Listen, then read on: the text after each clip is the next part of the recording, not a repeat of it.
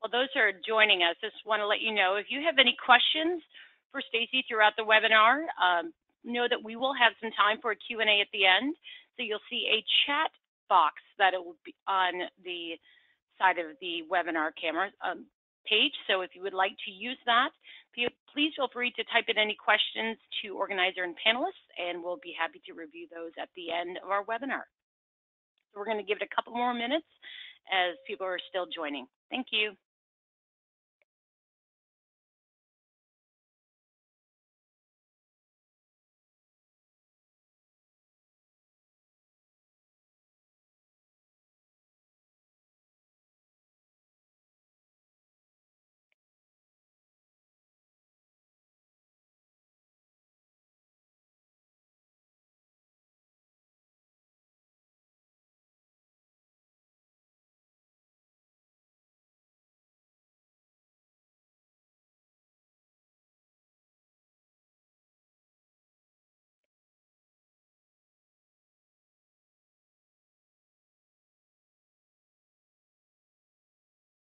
Thank you, everyone, for joining us. We're going to wait another minute or two since we have a lot of people just logging in. I know how I am with my Outlook. As soon as my notification goes off, then I log right in. So we're going to give everybody a few more minutes to log in, get settled, and we'll be starting momentarily. Thank you.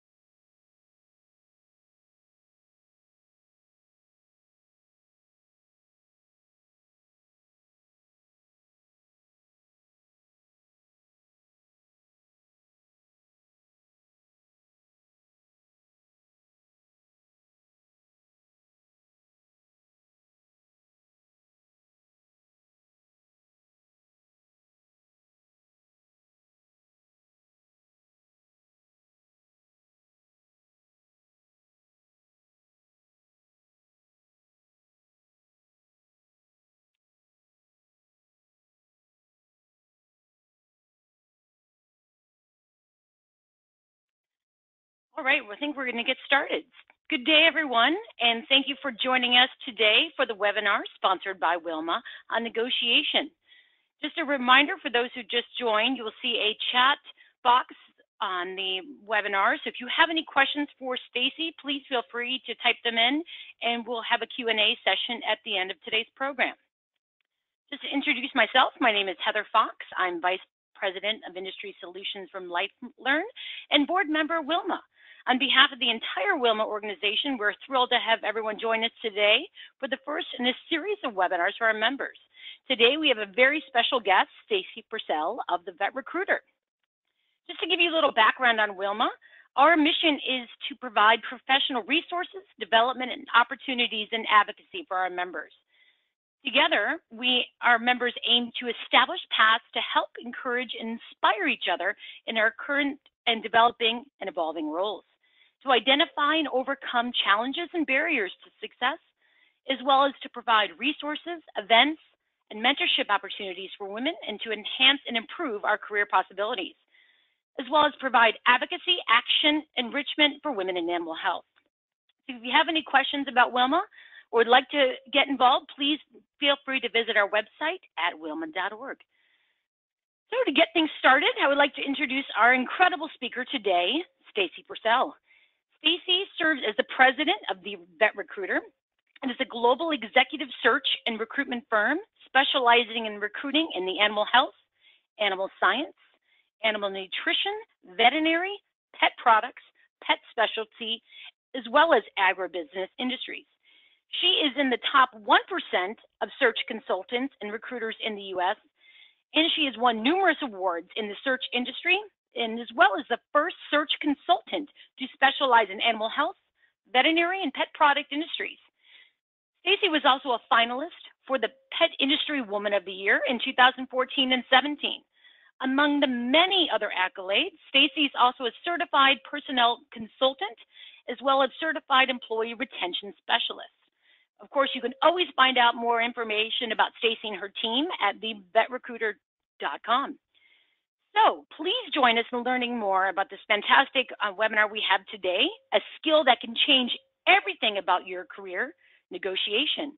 Stacy, welcome us today.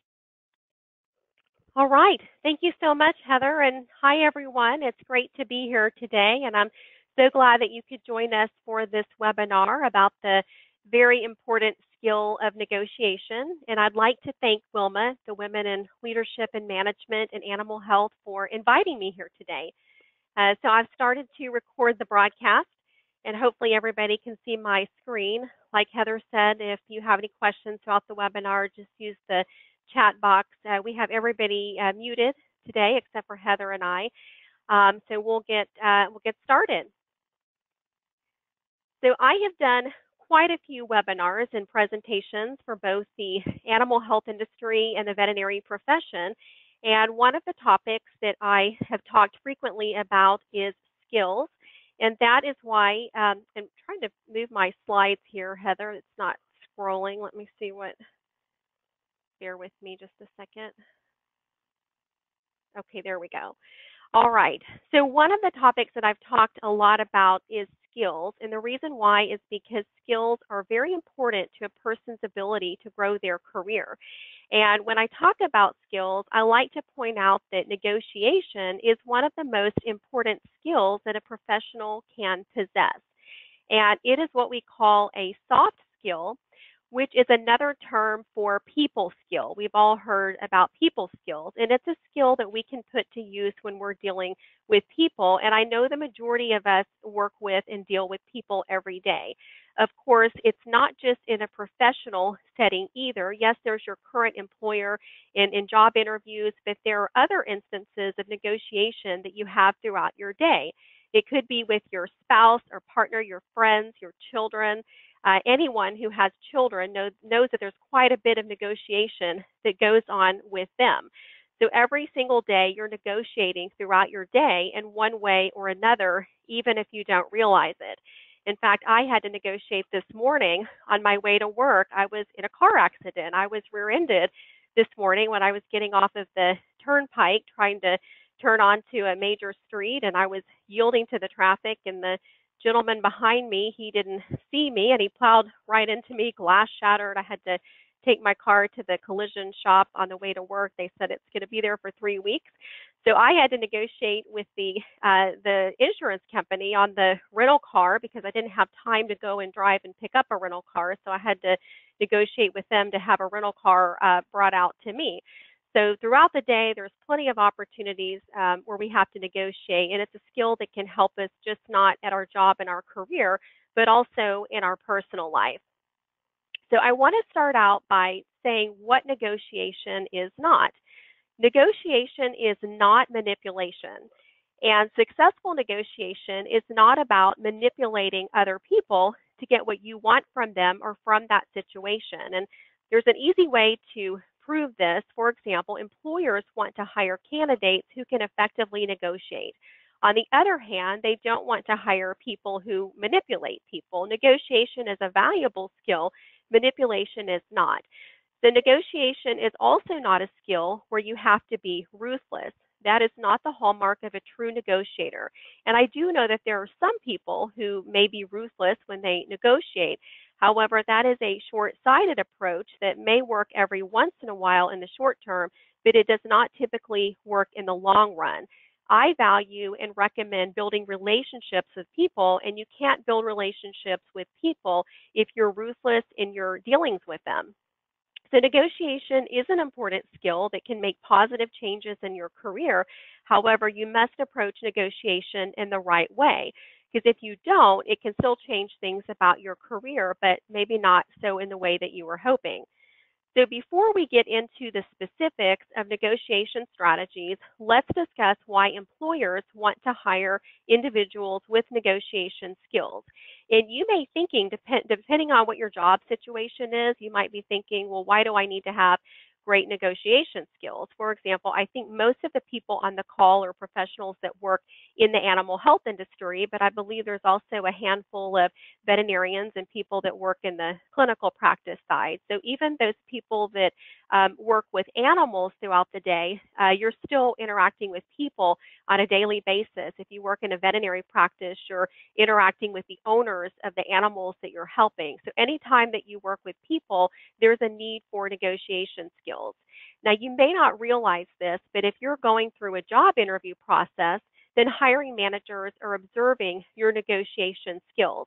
And they believe that that is an indication of how you're going to negotiate on the job and with your boss.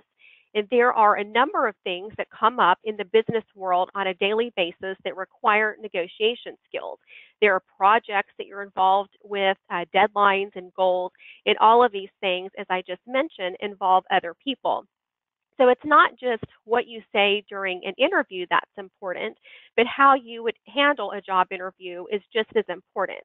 And since I'm a recruiter and I speak with both hiring managers and candidates on a daily basis, I've had a number of hiring managers tell me that how a candidate handles the interview helps them to decide whether or not that candidate will stay in the running. When you're in a face-to-face interview, for example, you're being evaluated in a number of different areas, and one of those areas is negotiation. And you may not realize that that's happening or that you're being evaluated for that skill, but it is happening. Another thing to keep in mind is that negotiation is often a prerequisite for management positions. And that's because when you're in a management role, what are you managing? Well, in most cases, you're managing other people, in addition to managing whatever projects you're responsible for. So the ability to negotiate is considered a leadership trait as far as employers are concerned. And if you think that you're management material or you are in management, then you must be proficient in the area of negotiation. It's difficult to be an effective manager or a good boss if you struggle in that area. And let's put it this way, if a company is trying to decide which of two employees to promote to a management position, and one has good negotiation skills and the other does not, who do you think will get the promotion? So improving your negotiation skills is an excellent way to give you a competitive advantage in the workplace and in the employment marketplace. So it's well worth the investment of time and energy that you put into becoming more proficient in this area. So now I want to turn to the meat and potatoes of today's presentation, and that deals with how to negotiate more effectively. And there are a number of schools of thought regarding negotiation, and many of these schools of thought share some of the same tactics. However, before we dive into the specifics, I want to talk about a philosophy that I believe serves as the framework for negotiation. And this philosophy is what we call the principle of reciprocity. And this means when somebody gives us something, we feel compelled to give them something back in return. Conversely, when you first give something to someone else, then they will feel compelled to give you something in return. And I believe that motivational Zig Ziglar, he's an author and was a motivational speaker. He summed it up best when he said, you will get everything that you want in life if you will help enough other people get what they want. And I'm a big believer in that. And that's the central theme of effective negotiation, focusing on what the other person wants. And that's because if you're able to give them what they want in some fashion, it increases the chances that you'll get what you want. In other words, successful negotiation is about aligning other people's motivations with your priorities. But how can you do that? Well, there are three main steps to that process. The first is identification, and by that I mean the identification of your priorities. When you're in a negotiation situation, you must have clearly defined priorities, not almost defined or sort of defined.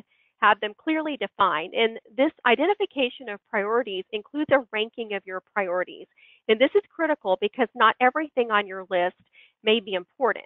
And to paraphrase that old saying, if everything is important, then nothing is important, The key is to identify what is most important to you and then to identify everything else that is important in descending order. And it's crucial to remember that your list of priorities is a living, breathing list. And this means that priorities can and do change, especially over time. They can even change within a short-term negotiation scenario. Negotiation is a back and forth interaction. It's a give and take exchange, and it's often on the battlefield of negotiation that you discover what is truly important to you. And this is usually when you're forced to make concessions in order to reach an agreement. The second step in the process of negotiation is alignment. And the prerequisite for this is knowing what is motivating the other person or party. In a negotiation, this is usually apparent because they're actually telling you what they want. And what do people typically want in a negotiation situation? Well, they typically want some kind of value. And all that means is that there is something that is valuable to them that they want. And you have to identify what is most valuable to them. And once again, it's important to prioritize. Just like there is something that is valuable to you, there is something that's also valuable to the other party or parties. The key is to align these two things. What is most valuable to them and what is most valuable to you, so that ideally in a win-win situation, everyone gets what they want. And that's what I'm talking about when I say alignment. It's not easy, but it is a sought after skill, and that's why it's important to be proficient in this area.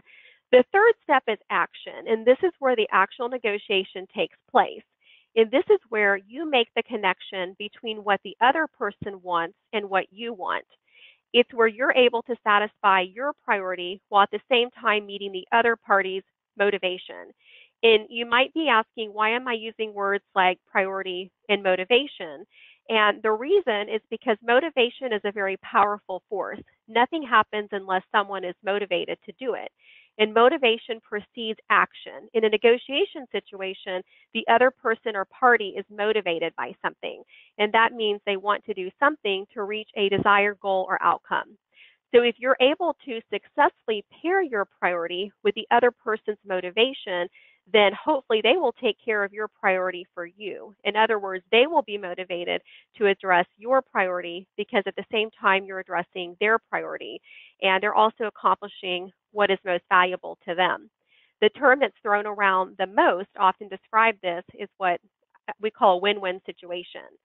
However, I think sometimes people use that term too casually because there's typically a lot that goes on into creating a win-win situation. It's not magic and it can be hard work, but it's worth it in the end. And that's always the goal in a negotiation situation, is to get to a win-win. So now that we have the principle of reciprocity as our framework, as well as the concepts of priorities and motivation as a backdrop for today's discussion, I want to go into the specifics of successful negotiation. And I have 10 steps that I'll address one at a time. The first step is to research the situation and prepare for the negotiation. If you want to be a good negotiator, you have to be prepared to negotiate. And one of the things that you can do is to know everything that you can about the situation, including what you want, what the other person or party wants, and the circumstances involved. And to find out what the other person wants, you'll probably have to research that person. In a professional setting, you can do that online through social media, sites such as LinkedIn, and you may feel like you're stalking them as you're researching them online, but you're not. You're just thoroughly researching the other person or people so that you can be fully prepared to negotiate when the time comes. And one of the most important parts of negotiation is the ability to make good decisions. You can't make good decisions if you don't have good data, and you can't have good data unless you do your homework beforehand. And you've probably heard people say preparation prevents poor performance, and that is especially true when it comes to negotiating well. The second step in negotiation is to hope for the best, but be prepared for the worst. And this is another way of saying that you must be confident going into a negotiation setting. If you don't speak and act in a confident fashion, then the other person will notice and they may try to use it as their advantage. So be optimistic and have high expectations. However, also balance that approach with the knowledge that things may not go as well as you had expected, or they may not go to plan. Think about what the worst case scenario could be and accept the possibility that that could happen. And once you've done that, it can take some of the anxiety out of the negotiation process.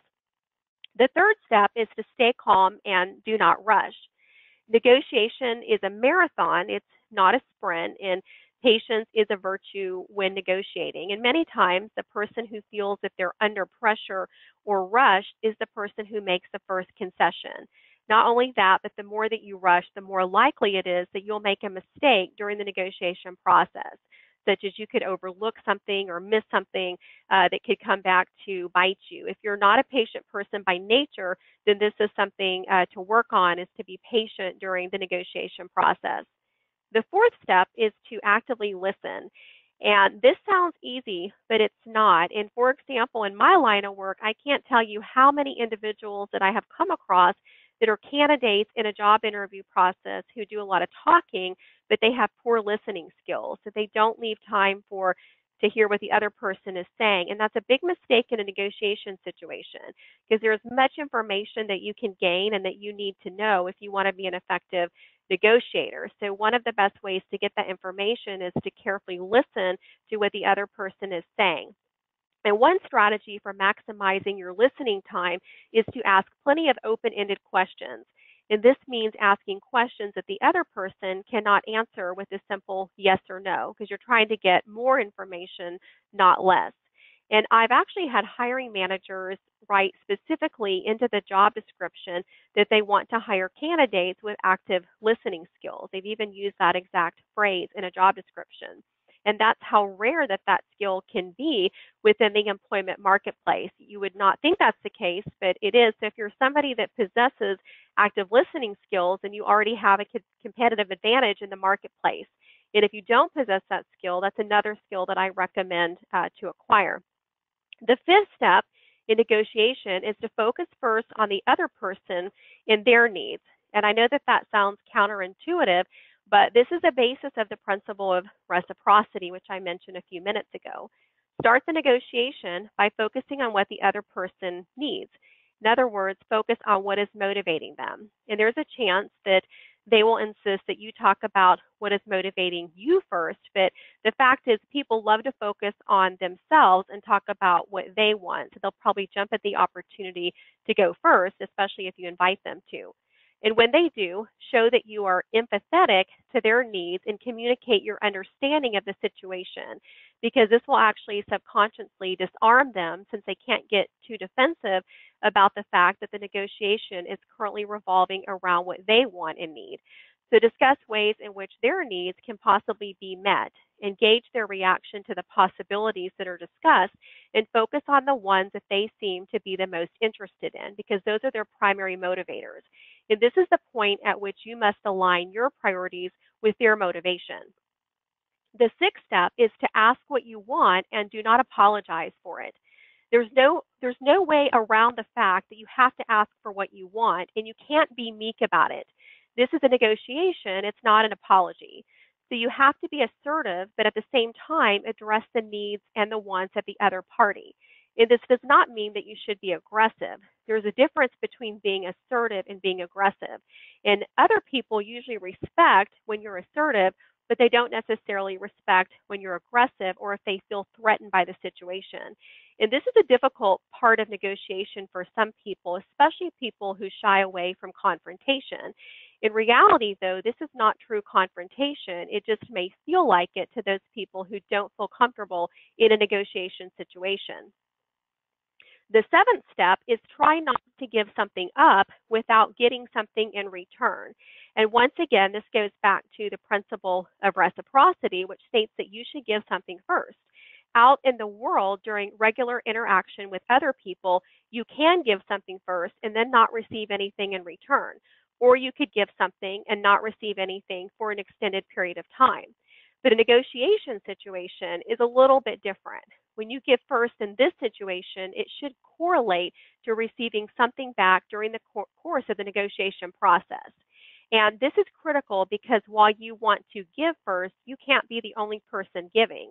If you're the only giver, the other person or party may try to take advantage of that.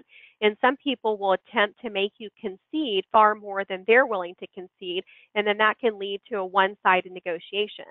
So while the principle of reciprocity is in full effect here, it's with a slightly accelerated curve.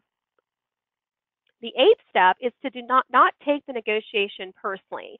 And this is sometimes easier said than done, but try to be as objective as you possibly can. And this is difficult because sometimes emotions often become part of the equation. But just remember that the other person's attempts to negotiate don't constitute a personal attack on you. Their attempt to negotiate doesn't mean that they don't care about you or your situation. Another potential problem arises if you don't care for the personality of the other person. Perhaps they rub you the wrong way, which can happen. It's impossible to like everyone, and eventually you're going to run across somebody like this that you just don't really care for. But once again, stay objective, focus on the matter at hand, the negotiation, and not on the personality or the attitude of the person or people that you're negotiating with. And number 9, remember that this is a relationship, not just a negotiation. And by not taking what happens during the negotiation personally, you're better able to maintain a relationship with that person or the group of people going forward. And this is especially the case in the professional realm. You need to maintain calmness and nurture those professional relationships, even if you don't care for the people with whom you have that professional relationship. And as a result, don't view the negotiation as the last time that you're going to see this individual, that you can just get what you want and then be done with them. Instead, carefully navigate the negotiation in the same way that you would develop and cultivate a relationship. Assume that you're going to interact with this person in some capacity in the future. And remember, we work in a fishbowl here in the animal health industry and the veterinary profession. It's a very small industry. So with that in mind, you'll have a more even-handed approach, and that approach will yield more productive results, both in the short term and the long term. And our 10th step is to summarize, confirm the results, and set expectations. The end of the negotiation is the most important part because you went through a number of steps and did quite a bit of work to get to this point. So this is no time to drop the ball. This is the time to review what transpired and what the two sides have agreed to. This way, there is no miscommunication that will undo everything that you just did. And once the results have been confirmed by all parties, set expectations for the future. Everyone should know what is going to happen next and why. By setting expectations, you're able to point back to them later if somebody does not do what they said they were going to do. And due diligence after the fact is a critical component of effective negotiation. As the saying goes, you must inspect what you expect. And so next, I'd like to take a few moments to discuss why negotiation is a particularly important skill for women. And I believe that most of the people on our call today are women. There are a few men. It is no secret that women sometimes are at a disadvantage to men in the employment marketplace, starting with the fact that there have been a lot of reports out there about women earning less money on average than their male counterparts. And then you have the dynamic that exists between men and women in the workplace. Sometimes I've heard women say that they feel that men sometimes overlook or dismiss women in the workplace. And so that means that women have said that they have to sometimes work harder to become noticed or to get the recognition that they deserve. Now, in my line of work, I have spoken with thousands of candidates throughout my career as a recruiter, both men and women. And I have personally noticed a difference between men and women in their approach to some situations, including negotiation. And I'll illustrate this with a few case studies, including one that involved me personally. In the first scenario, I was working with a candidate, a female, on a job search. I was working with one of my clients to conduct a search, and she was a finalist for the position. She was highly experienced, very qualified. But she asked me a very perplexing question. She wanted to know if there were internal candidates that were applying for the same position that she was applying for as an external candidate. So she wanted to know if there were other people inside my client's organization who were interviewing for the same position. And she told me she was worried that if she got the job, that she would be resented by the internal candidates who did not get the job. And she was worried that some of those people might make her job and her life more difficult. And that it really took me aback. And I said to her, I said, this is a question that a man would never ask me. I said, in fact, in my 20 plus years of being a recruiter, a man has never asked me that kind of a question or expressed that kind of concern. And unfortunately, that is something that I have seen come up occasionally, not often, but sometimes with women. I have noticed that sometimes they can come across as more timid, reluctant, indecisive, or sometimes lacking confidence about going after what they want, or sometimes talking themselves out of moving forward to pursue opportunities. And I'm, of course, not saying this to be sexist. Obviously, I'm a woman. All I'm doing is communicating on what I have seen. So men will often say, pick me for this position, even if they don't have the qualifications for the job. While some women will talk themselves out of moving forward out of fear or lack of confidence, even when they're qualified in the position. In the second scenario, I called an individual about an opportunity with one of my clients. It was an opportunity that was clearly better than the position that she currently had. And the reason that it was better is it offered more compensation and greater responsibility, but it was also located geographically in an area where she said that she would rather work. So the person in this new role was going to report to the head of the business unit. And at her current company, there were 3 people between her and the head of the business unit. So she did go out on a face-to-face interview. My client, who is also a woman, was very interested and wanted to move her forward in the process. However, my candidate declined, and when I asked her why, she said she was intimidated by the role. She said she was afraid that she would not meet my client's expectations. The hiring manager and myself, on the other hand, could not disagree more. The hiring manager, which was the head of the business unit, was very interested in this candidate and was disappointed that she did not want to move forward in the interview process because she was already on the short list of candidates and she had an excellent chance of receiving an offer of employment. In fact, she was the candidate my client was most interested in when she decided to withdraw from the process because she said the role intimidated her. So the candidate allowed fear to dictate her actions, or in this case, her inactions. And in my third case study, I have a personal story from early in my own career. I was working for a large international search firm, and I was in my 20s, and I was the youngest person working in my office. And a Fortune 500 company wanted to do business with me, so I set up a meeting with the vice president. But there was a gentleman in our organization who had been trying to land this client for quite some time. However, he had not been successful. And this man at the time was twice my age, and he resented the fact that a young woman had gotten an appointment with this company. So this man went to our boss, and he said that he should have the account and not me. And I had no idea that he was trying to land this client because he placed engineers and I placed sales and marketing executives. I didn't place engineers. So the people he was calling on at this company were not the same people that I was calling on. And I had no idea he had been trying to land that client. So he went into our boss's office and asked our boss if he could attend the meeting with me. And he said that that should be his key client. And so as you can imagine, I was not happy about that. But what I did is I stood up for myself and I told my boss that I earned the right because I earned that appointment. And so I had earned the right to go to the meeting by myself. And so I was able to go into my boss's office and negotiate effectively. And then I went to the meeting and landed that client. And so as you can see, confidence is a key component of effective negotiation and also of advancing in the workplace and advancing in your career. And that's why I believe that if you're a female working in the animal health industry or the veterinary profession, negotiation is a skill that you should learn and become very good at, because negotiation is a valuable skill and it's a great way for women to level the playing field with men. It may not necessarily completely level the playing field, but you can definitely use it to your advantage. So men are not necessarily better at negotiation. And I do want to say that, sometimes people, and, this could be men or women, may try to use bullying as their negotiation technique.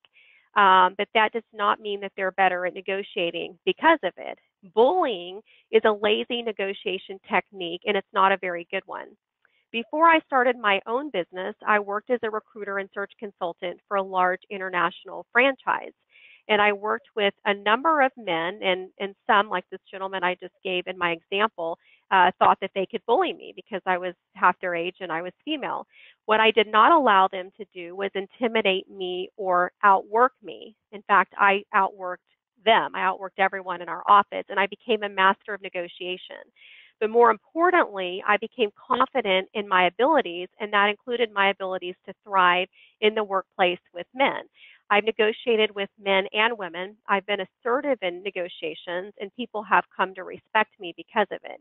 Now, it's true that sometimes people have resented my assertiveness and confidence. Some men too, but that's not my problem. And so, when it comes to negotiation skills and your career, your number one priority is not to be liked by everyone. We all want to be liked, but it's more important to be respected by both men and women alike. And the way to make that happen is by earning that respect by doing things the right way. And it won't happen overnight, and it didn't happen overnight in my situation, but it can and will happen. You just have to be as persistent as you are confident. So there is another skill that's closely related to negotiation, and that skill is emotional intelligence. And I want to talk about this skill for a couple of reasons. First, it's a skill that can help you become a better negotiator. And second, emotional intelligence is a skill at which women excel to a greater extent than men. I think we can all agree that women are more emotional than men and that they're more attuned to their own emotions. And now I would agree that that doesn't necessarily make them better than men in the area of emotional intelligence. However, recent studies do prove that that's the case. So according to research conducted 2 years ago by the Hay Group division of Korn Ferry, women scored higher than men on nearly all emotional intelligence competencies.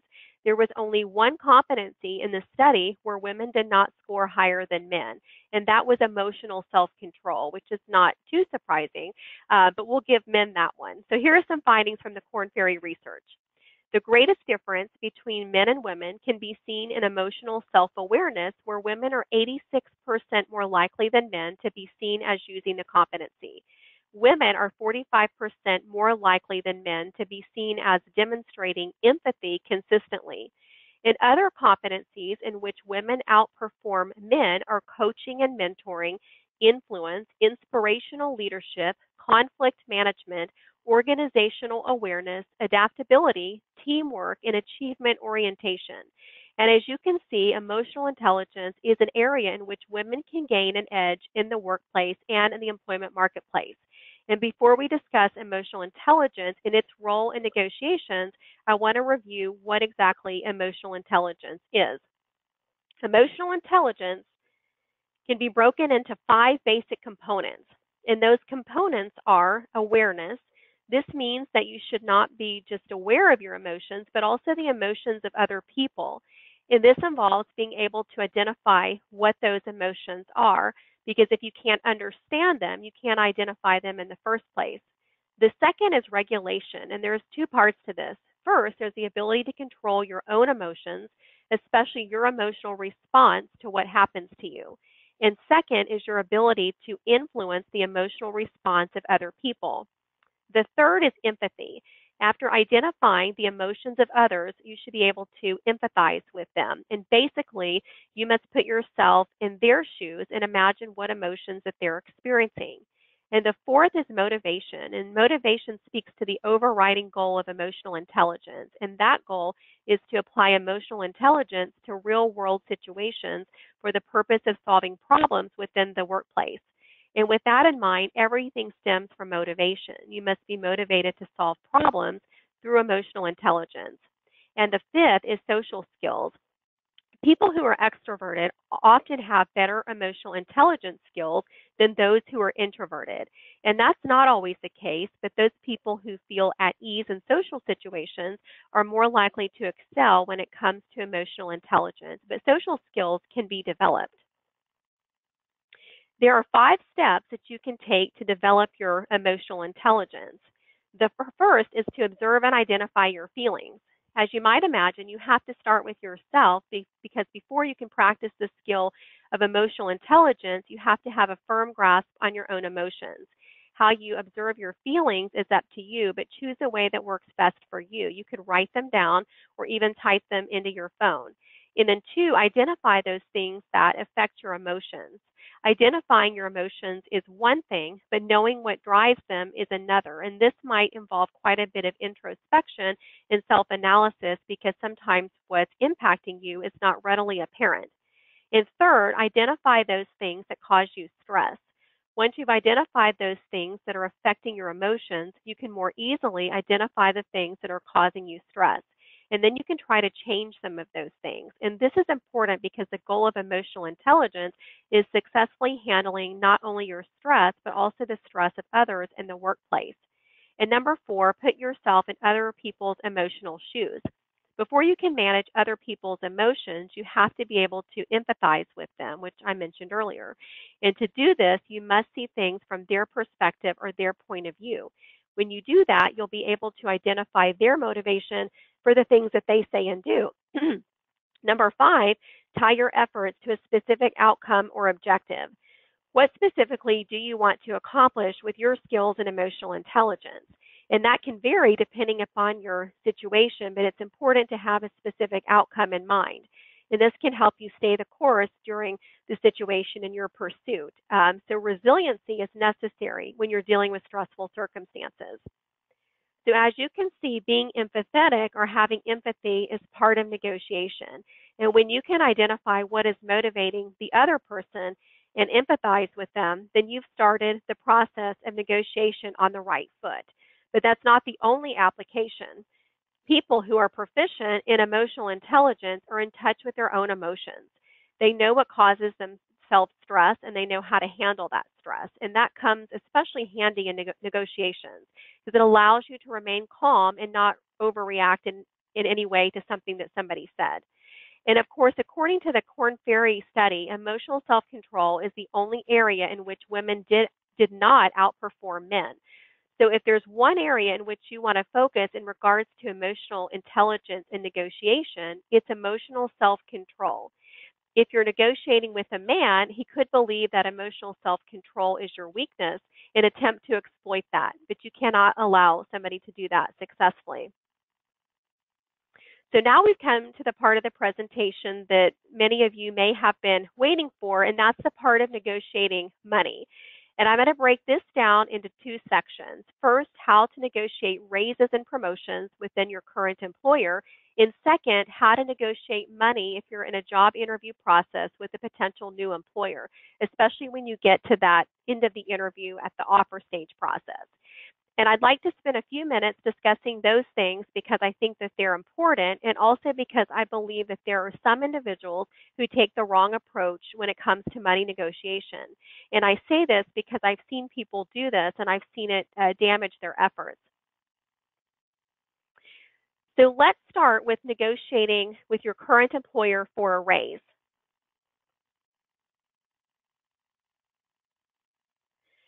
There are three main steps involved in this process. And the first step is to research what you're worth.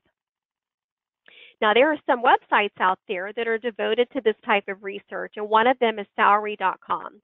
And these websites usually have a salary calculator that will help determine what someone with your job title is earning in a certain geographical location. And there are some other factors involved too, including your years of experience. When you're researching your worth, be sure to note any additional responsibilities that you've taken on since you were hired. Perhaps you have duties now that you did not have when you were first hired, and those should definitely factor into the equation of what you're worth. And remember that any raise that you ask for has to correspond to the value that you're currently providing to your employer. When you ask for a raise, you're basically telling your boss that you're providing far more value to the organization than the organization is compensating you for. And that is a bold statement that you have to be prepared to back it up with hard facts, figures, and specifics. The second step is to build your case. And this goes back to what we talked about with doing homework prior to a negotiation. Since you'll be negotiating with your boss, you probably know a lot about him or her, so that should help you get started.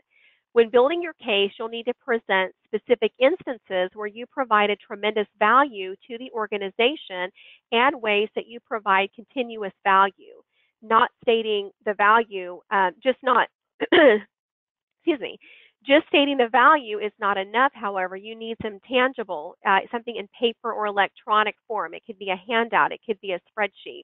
But you just need to present your case in the most tangible way possible with the most impactful evidence possible. And the third step is to practice. Preferably use another person to do role playing. Pretend that that person's your boss and have them ask you questions that your boss is likely to ask, and practice how you will answer those questions and practice presenting your case. And remember, you should come across as confident. If you don't come across as confident, then that's not the right time to be asking for a raise. But only move to the next step when you feel confident about your case and about your ability to present it to your boss, and keep practicing until you reach that point, because you may only have one opportunity at it. The fourth step is to present your case. However, there is one caveat with this. You must also time your presentation right. Remember, the organization must have money to give you, even if you successfully present your case. The whole thing is predicated on the fact that your employer actually has the money necessary to give you a raise, because if it doesn't, then it's a moot point. So, for example, the economy has to be good, the organization has to be doing well financially. In terms of the timing, if you've just done something of great value to the organization, then that would be a good time to ask for a raise. Also, when was your last performance review? Did you receive a raise at that review?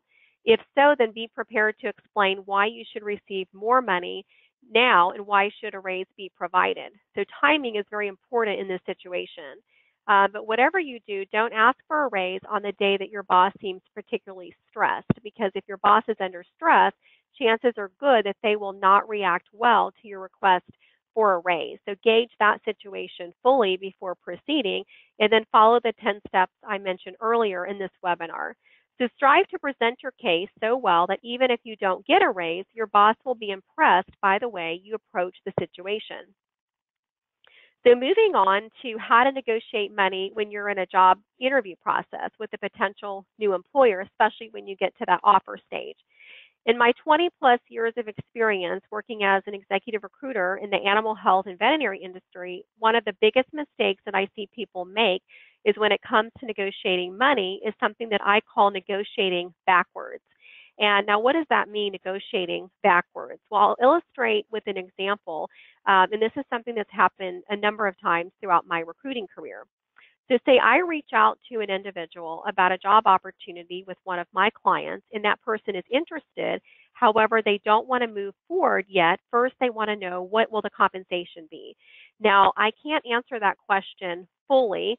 And the fact of the matter is, I have no idea what the compensation offer is going to be that my client's going to make if they make an offer to this person. Now, I have a range that my client has given me, but it's ironic that this candidate is asking me what the compensation will be, because they actually have more influence over what the compensation will be than I do. And the reason is that everything depends on how well this candidate performs during the interview process and how much they impress the hiring manager. So when a candidate asks me what is the starting compensation for a particular employment opportunity, I'm going to have to guess, because that exact number is impossible for me to answer. Now, then, of course, there's the issue of the offer, the job offer itself. First, as a candidate, you have to earn the right to receive an offer. Just because you're a candidate and the organization is considering you for a job does not automatically mean that you're going to get an offer of employment. So you're almost putting the cart before the horse when you ask, what is the starting compensation for a job, when you have not interviewed for the job yet. And you might be thinking, well, what about my resume? Won't my resume convey how much value I can bring to this organization, and therefore that should dictate how much they would be willing to pay me? But not all of a candidate's value is conveyed or contained in their resume. After all, if it was all contained in the resume, there would be no need for interviews.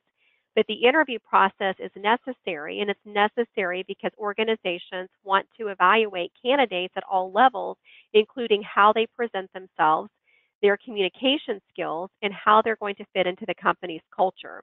Now, all of this, the resume, a candidate's skills and experience, and the face-to-face interview are first to determine which candidate receives the offer of employment, and second, what the compensation level associated with that offer will be. So when you negotiate backwards, you put yourself at risk for losing leverage. And I'm a big proponent of having leverage. When you have leverage, you can move to a position of strength in any given situation. So leverage is a valuable commodity in the employment marketplace. And to illustrate what I just said, I'm going to run through a hypothetical situation. Let's say that a job candidate wants to know what their starting salary will be for a particular open position. So the hiring manager provides a number. So let's peg that number as not too high and not too low. The candidate decides to go ahead and interview for the position, and they interview well. They interview so well that the hiring manager decides to make them a job offer. But here's the problem with that. No matter how well the candidate interviewed, the hiring manager is going to extend a job offer that contains the compensation number that they provided to the candidate before the interview. With their performance during the interview, the candidate may have earned themselves a better offer, but now they're not going to get a better offer, and that's called losing leverage and leaving money on the table. So here's the bottom line with that. The interview itself can give you more leverage when it comes to negotiating salary and compensation, and you have the power to affect the final outcome. So don't negotiate backwards and try to negotiate before you go into an interview because you lose leverage in the process. So approach the situation correctly so that you can put yourself in the best position possible to receive the best job offer. I also have another reason why not to negotiate backwards and ask for the starting salary or what the compensation will be. Because you might go and interview for one position, but actually get hired for another position. And the starting compensation for the second position might be a higher range than it would have been for the first. I've seen this happen many times throughout my career as a recruiter. And I remember one specific example. I was recruiting for a director of research and development role, and my candidate went in and interviewed, and he impressed them so much that they offered him the VP of R&D role. We did not even know that that job existed when he went in for the interview, but it came with another $50,000 in compensation. So we're glad that we did not negotiate backwards because he got a great offer for a VP of R&D position. But when you enter the hiring process of an organization, you never know what is going to happen. And that's the whole point of interviewing. The organization wants to know what type of value you can offer and where you will be the most valuable in their organization. And that's why it's a good idea to be open and say yes to opportunities when they present themselves, because you never know where opportunities can lead, and they can lead to some places that you've never imagined that could be far better than your current situation. So negotiating salary should always occur at the end of the interviewing and hiring process during the offer stage. And that's what I want to focus on next. I have three main tips for negotiating money during the hiring process. The first step is not to emphasize money too much. If the employer is going to offer you a job, the subject of money is going to come up. The purpose of going to an interview is to get a job offer, and you don't want to jeopardize your chances of getting the offer. After all, I tell people there's no decision that you have to make until you actually have a job offer in hand. So wouldn't it be best to actually get the offer so that you know what decision there is to make and you can actually make a decision? Because if you focus on the money too much before the offer is made, then you may not receive the offer, and that's because company officials don't want to hire candidates whose number one priority is compensation. Because if they believe that compensation is the only motivating factor for someone to make a job change, then they'll believe that that person could accept a counteroffer from their current employer, or that they will leave as soon as another company offers them more money. The second thing to remember is don't bring up compensation or money first. Wait for the employer to bring up the compensation first. Your job at the interview is to sell yourself as being both qualified and interested in the position so that the employer will want to make you a job offer. And if the employer is interested in you, at some point they will bring up compensation. When an employer does bring up money and they ask you, what are you looking for? The best way to answer this question is to say, well, obviously I'm looking for your best offer, but career challenge and opportunity will weigh heavily on my decision. You have a range in mind that you're planning to pay the person in this position, and I'd like to be somewhere within your range based upon my qualifications and what I bring to the table. If this does not sidestep the question. You're answering the question without giving a specific number. And this is a good idea because if you give a number that's too low, you could leave money on the table. If you give a number that's too high, then you'll price yourself out of the range. So ask the employer to make their best offer so that you have something to consider. And the third thing to remember is do not accept the first salary offer unless you're working through a recruiter. An organization is not always going to make its best salary offer right away. And that's because some hiring officials expect that there will be some negotiation regarding the salary. If you're working through a recruiter, the recruiter should know what your expectations are and what the employer's range is. And that way they'll be able to help you negotiate a fair compensation package for both parties. And the recruiter should ask their client to make their best offer.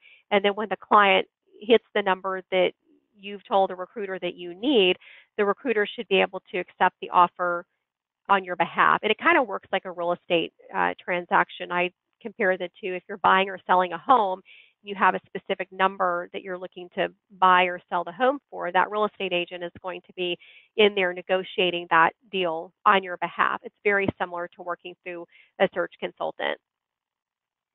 So I'd like to talk about improper salary negotiation techniques, and I realize we're running out of time, so I'll be quick. But I want to go through a couple of case studies here because these are real life situations that I've witnessed. In the first case study, I had a candidate who was earning a certain amount of money at her current employer. And during the interview, when our client was interviewing this candidate, she indicated that she needed to earn the same or more money in the new position, which is reasonable. I would expect that. So my client made her an offer that was $13,000 more than she was currently making. So I thought she was going to accept the offer, but she countered the offer in an attempt to get an additional $2,000. In the second case study, I interviewed a candidate who said that she needed to earn a certain amount of money if she was going to be hired. And of course, that's reasonable. In fact, during the interview with our client, she discussed that salary range with the hiring manager. So she told the client what she needed to make. And then after the interview was over, she asked for a starting salary that was $50,000 more than what she said she needed during the interview. And you didn't hear me wrong, that was $50,000 more. So not surprisingly, the hiring manager was not happy in this situation. Not only did she say, we're not going to meet that salary expectation, but she also felt that they had been a victim of a bait and switch. So I asked the candidate about her thought process behind her additional $50,000 request, and her response was, if you don't ask for it, you won't know whether or not you're going to get it. So then after the employer said no to that, then she shaved off $35,000 off her request. And so the hiring manager still said no. So then she shaved off another $10,000. And then the hiring manager continued to say no because she was frustrated and annoyed at that point. So at that point, she no longer wanted to consider the candidate for the position. And you can't really blame her, but it's unfortunate because the employer really wanted to hire this candidate. The candidate really wanted the job. She would have settled for the original number that she had given.